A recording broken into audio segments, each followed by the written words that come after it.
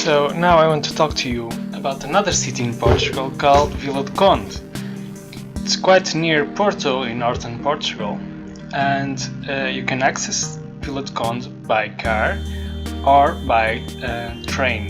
In this case, the light train, subway, the red line specifically, that goes from Porto, Trindade to Vila de Conde and to Póvoa de Varzim. Vila de Conde is adjacent to Póvoa de Varzim, but both are very different, although they share a similar story. Both are fisherman cities, and their connection to the sea is quite obvious.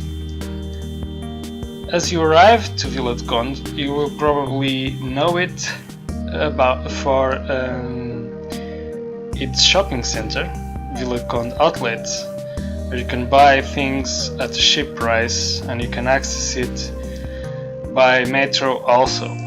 But that's not the main point of Vila de Conde. Vila de Conde has so much to offer. If you like, for example, nature, you have a nature reserve close to Vila de Conde in Azurara, and it's simply beautiful. You can walk near the beach, you can explore this area by bike, and the views and the nature that you have here in the dunes, simply amazing. And you also have the beaches in the city itself that, although they are urban, they are very, very good. Near Azurara you also have a small nature park where you can do sliding and rappel and other stuff. That's quite good if you are into that kind of stuff. As you arrive to Vila de Conde in Santa Clara, you will find the Igreja de Santa Clara on top of a hill, and the adjacent building that recently was renovated, and also the aqueduct that was ordered to be built by the bishop that lived there. And in fact, this aqueduct extends for a long distance up to Póvoa de Varzim. You can see it along here, and when you go on the highway you can also see it. It's a very interesting structure. Down at the city, which is not very big, you have a museum of José Régio. You have the mercado, the market, where you can buy stuff and see the locals selling typical things. You can also have a coffee at this park over here. I'll try to show you. You have several cafes in this street in the corner of the market, and to relax after. You can also reach Vila de Conde by bike, so that's the perfect spot to relax after 30 kilometers by bike. You then can take the metro back to Porto, so it's quite cool. You have another church near the market in this simple style. It's very typical from this northern region. It looks like a fortress because it was also used as a fortress. And you have a museum of rendas de bilros, which is also an interesting museum that is about these ladies that produce textiles using this technique. And you can also shop these same textiles in this city. Near the river you have one of the main attractions of Vila de Conde, which is a caravela, a nau quinhentista, which is the boat the Portuguese people used to explore the entire planet.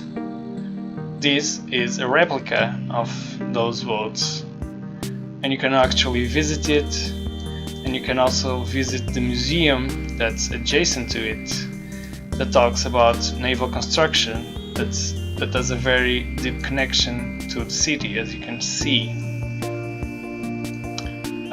Over there you also have an interesting church, so it's an amazing replica with some figures that represent an important age of our history, which was the Discovery Age. Together with the Spanish, we used to divide the world and use these small boats to reach Japan, China, and in fact we did circumvent the world just using that small boat. The small chapel that you saw, it's called Capela do Socorro, Socorro Chapel, and it was recently renovated, and it's different because the top of the chapel is not square, it's not a triangle, it's a dome, and inside you have some beautiful mosaics, azulejos. That's very typical from Portugal, so it's a very interesting thing to visit. Continuing along this area, you can see here sometimes a market. You can go along here or take the car back to the fortress. Inside this fortress there's a restaurant, but that's not the main spot. You know, the structure itself is the main spot, which is a typical Portuguese fortress. And it's near the beach, so it's if it's a sunny day, you can go and stay here, catch the sun, and maybe go into the sea, although it's a bit dangerous over here. And near the castle you also have another chapel that has the curious top, the dome, instead of the triangle or instead of the squared roof. So it's very interesting. Several beaches near this area that are all blue flag beaches, so the water is amazing, the sand is amazing, so just enjoy. Near the beach you have several restaurants. This one, Praia Mar, it's a very typical restaurant from the beach area, I don't know, near the ship that I talked about before. You have a very expensive but very good sushi restaurant with near the boats. It's called Romando Sushi Cafe, and it has an amazing quality, but it's a bit expensive. You can also try a more typical restaurant near the market called Adega de Vila, which offers some interesting dishes, and it's not that expensive.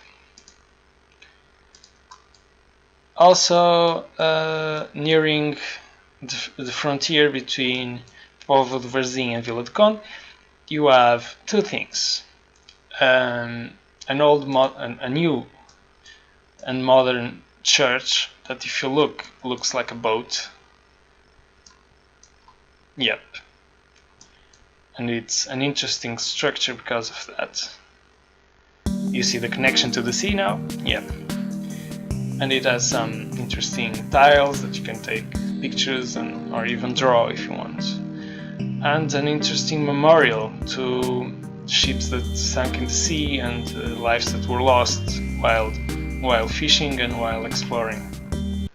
which is this structure over here, which is a boat filled with crosses. So, you know, the sea returns a memory of you, and in it I rescue you for eternity. Yeah, so you can see the connection of Vila Conde to the deep blue sea that extends for miles along our shores in Portugal. So if you visit Porto, if you have time and if it's summer, please do not miss Vila Conde. And that's it for today. Thank you and see you next time.